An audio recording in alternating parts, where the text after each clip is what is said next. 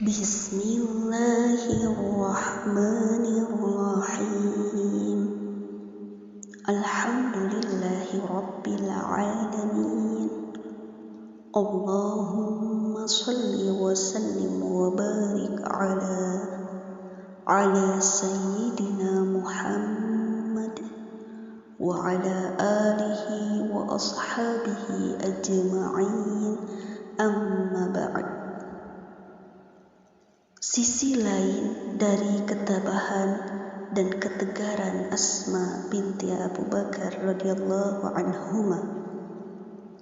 Dalam tarikhnya, Ibnu Asakir menceritakan bahwa ketika Ibnu Zubair merasa bahwa para pengikutnya tidak lagi setia kepadanya, ia datang menemui ibunya.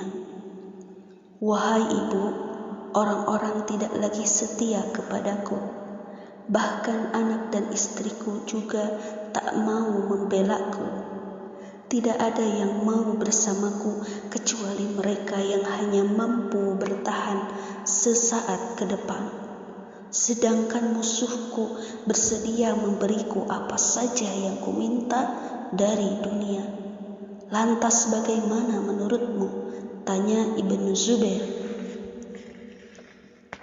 "Demi Allah, engkau lebih tahu tentang dirimu. Kalau engkau merasa berada di atas kebenaran dan menyeru kepadanya, maka teruskan perjuanganmu, sebab kawan-kawanmu telah mendahuluimu di jalan ini. Jangan kau serahkan nyawamu kepada musuh sehingga engkau dilecehkan oleh budak-budak Bani Umayyah. Namun jika engkau hanya menghendaki dunia, maka engkaulah sejelek-jeleknya manusia, karena engkau mencelakakan dirimu sendiri dan mencelakakan orang-orang yang tewas sebelummu," jawab Asma. Maka Ibnu Zubair mendekati ibunya lalu mencium keningnya dan berkata, "Demi Allah, aku juga berpendapat persis seperti itu. Demi Zat yang aku menyeru manusia kepadanya sampai hari ini, aku tak pernah terpikat oleh dunia dan aku tak suka hidup dalam kemewahannya. Aku melawan semata-mata dalam rangka marah karena Allah. Hanya saja aku ingin tahu pendapatmu sehingga engkau menjadikanku semakin kuat dan mantap dengan pendirianku. Oleh sebab itu, ingatlah wahai ibu, bahwa aku akan terbunuh hari ini. Maka janganlah engkau meratapiku, namun terimalah takdir Allah dengan pasrah, sebab putramu tidak pernah sengaja berbuat mungkar dan tidak pula berlaku keji. Aku tak pernah sengaja berlaku zalim saat memerintah, tidak pernah mengkhianati janji dan menganiaya sesama muslim maupun orang kafir yang dilindungi. Aku tak pernah meridhoi tingkah laku anak buahku yang keliru, namun ku tegur mereka. Dan tidak ada yang lebih kuutamakan selain ridho Allah," kata Ibnu Zubair. "Ya Allah, aku tidaklah mengatakan semua ini demi memuji diriku, sebab engkaulah yang lebih tahu tentang diriku. Akan tetapi aku mengatakannya sebagai penghibur bagi ibuku," lanjut Ibnu Zubair. Maka Asma berkata kepadanya, "Semoga aku dapat bertakziah dengan baik bila engkau mendahuluiku. Namun jika aku mendahuluimu, maka dalam hati aku ingin mengetahui terlebih dahulu bagaimana nasibmu nanti," jawab Asma. "Jazakillah khairan wahai ibunda, dan jangan lupa untuk selalu mendoakanku setelah aku terbunuh," kata Ibnu Zubair. Aku takkan berhenti berdoa selamanya, kalaulah ada orang yang terbunuh karena membela kebatilan, maka engkau terbunuh karena membela kebenaran, kata Asma. Setelah pertemuan terakhir dengan ibunda tercinta, Ibnu Zubair keluar meninggalkannya. Asma pun berdoa, "Ya Allah, rahmatilah ia karena salatnya yang demikian lama di malam hari, isak tangisnya yang panjang, serta rasa haus yang selalu ditahannya di tengah hawa panas kota Mekah dan Madinah. Dan rahmatilah dia karena baktinya kepada ayah dan ibunya. Ya Allah, aku pasrah terhadap keputusanmu dan ridho kepada takdirmu. Maka berilah aku pahala atas kematian Abdullah, sebagaimana pahala yang kau berikan kepada orang-orang yang sabar dan bersyukur." Lanjut Asma. Kemudian dengan tangan yang berlumuran darah, selepas membunuh Ibnu Zubair radhiyallahu anhuma, Hajjaj beranjak menemui Asma binti Abu Bakar radhiyallahu anhuma.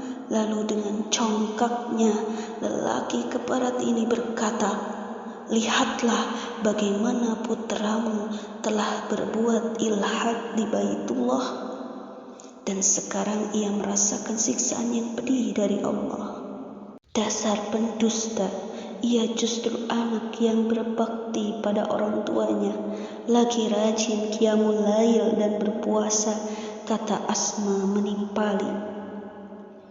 Ketika dikisahkan pula bahwa Al-Hajjaj datang kepada Asma yang ketika itu usianya telah mencapai 100 tahun, seraya mengatakan, "Wahai ibunda, sesungguhnya Amirul Mukminin yakni Abdul Malik bin Marwan menyuruhku untuk berlaku baik kepadamu. Maka apakah ibunda menginginkan sesuatu?" "Aku tak pernah menjadi ibumu," bentaknya. "Aku adalah ibu dari lelaki yang tersalib di atas bukit itu, yaitu Ibnu Zubair, dan aku tak butuh apa-apa darimu.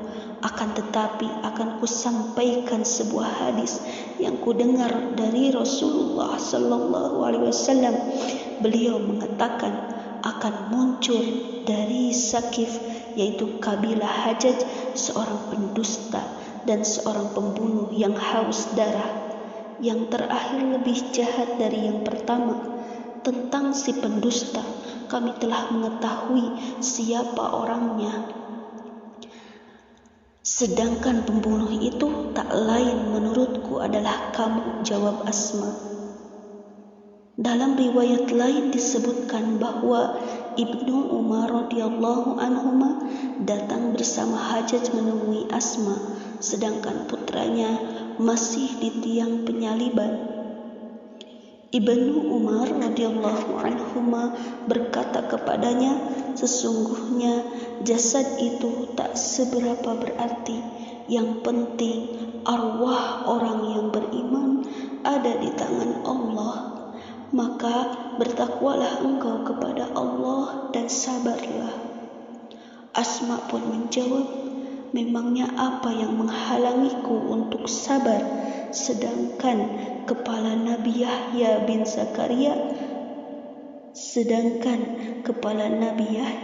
Zakaria saja akhirnya dihadiahkan kepada seorang pelacur Bani Israel." Yahya bin Ya'la At-Tamimi menceritakan dari ayahnya, katanya, "Aku memasuki Mekah pada hari ketiga setelah terbunuhnya Ibnu Zubair, dan ketika itu ia masih terpancung di tiang penyaliban. Maka datanglah ibunya, seorang wanita tua renta berbadan tinggi yang telah buta. Ia mengatakan kepada Al-Hajjaj, 'Belum tibakah saatnya bagi putraku untuk diturunkan?' 'Oh, si munafik itu maksudmu?' ledek Hajjaj. 'Demi Allah, ia tak pernah menjadi munafik. Ia orang yang rajin sholat dan berpuasa serta berbakti pada orang tua,' tukas Asma. "Pergilah sana hai perempuan tua, nampaknya kamu mulai pikun," kata Hajjaj.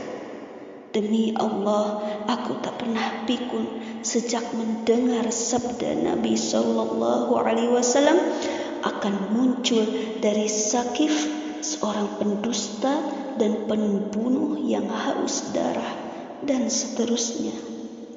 Asma berdoa kepada Allah agar ia diberi kesempatan untuk mengurus jenazah putranya.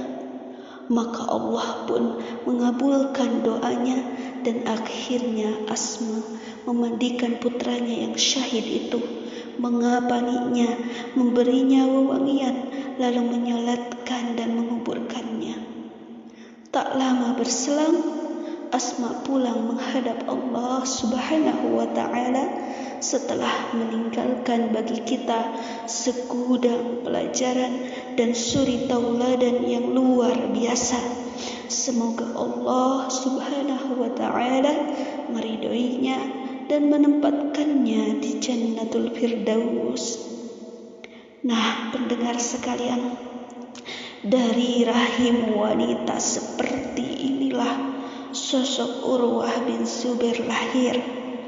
Seperti kata pepatah, tak kenal maka tak sayang. Sungguh sayang sekali kalau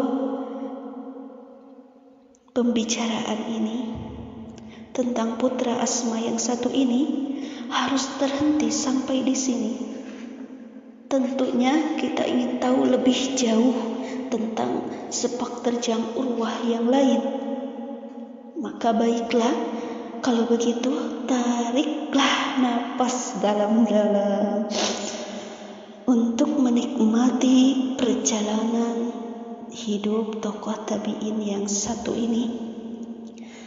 Dialah Abu Abdillah Urwah ibn Zubair ibn al-Awwam al-Quraisy al-Asadi al-Madani, lahir pada tahun 23 Hijriah.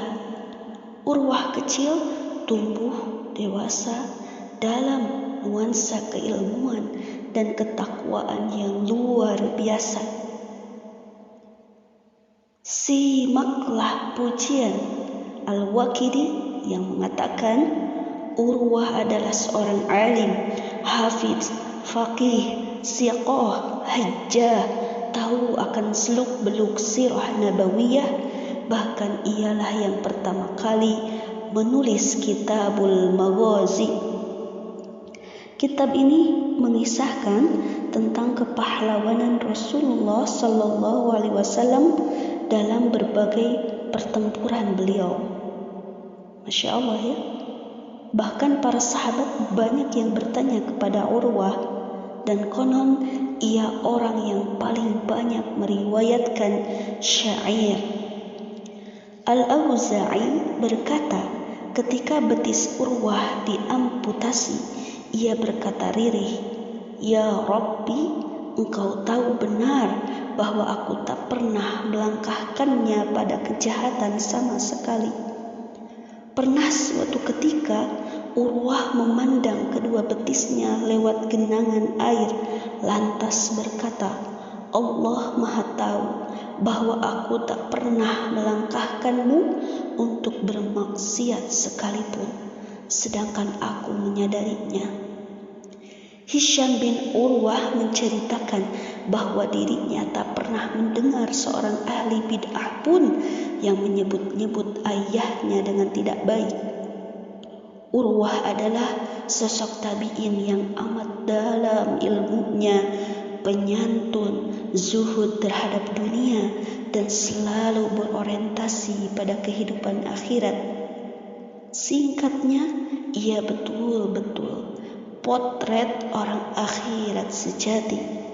Dalam biografinya disebutkan bahwa suatu ketika Urwah berkumpul dengan Abdullah bin Zubair, Mus'ab bin Zubair, serta Abdul Malik bin Marwan di Masjidil Haram, yaitu ketika mereka masih akurah. Lantas ada di antara mereka yang usul, "Ayo masing-masing dari kita menyebutkan cita-citanya."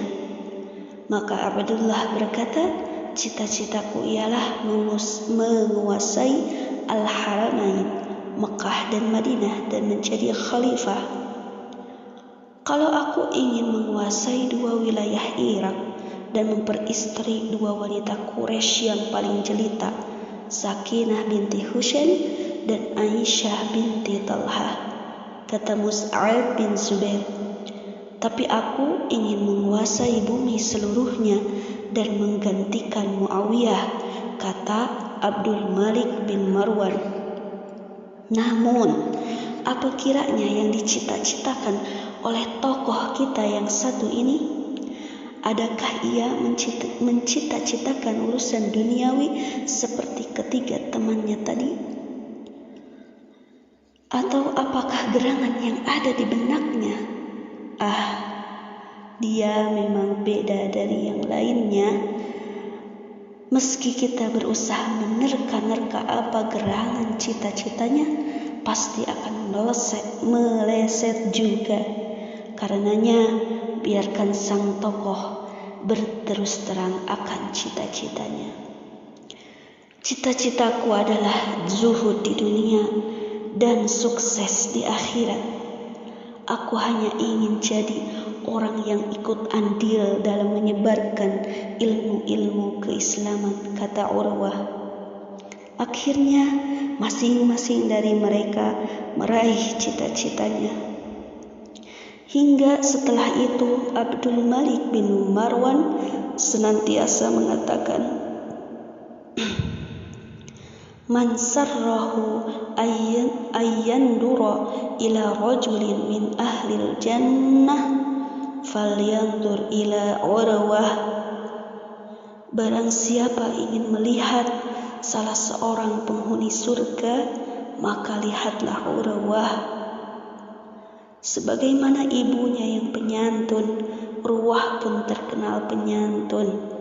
Diriwayatkan bahwa ia memiliki sebuah kebun kurma yang senantiasa ia buka untuk umum jika tiba musim rutab. Rutab ini kurma yang setengah matang dan masih lunak.